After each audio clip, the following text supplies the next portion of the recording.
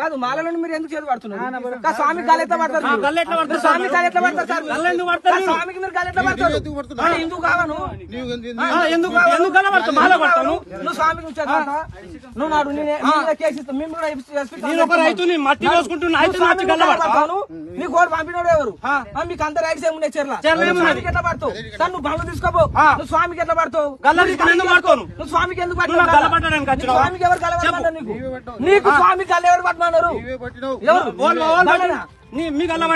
Sir నీకు సంస్కారం ఉన్నది కదా, గల్ల ఎట్లా పడతావు? స్వామికి ఎట్లా పడతావు? సరేనా? ఇంతమంది మీద సంస్కారం ఉండాలి సార్. మనిషిగా వచ్చిన స్వామికి హనుమాన్ భక్తునికి నువ్వు చేతి ఎలా పడతావు? నువ్వు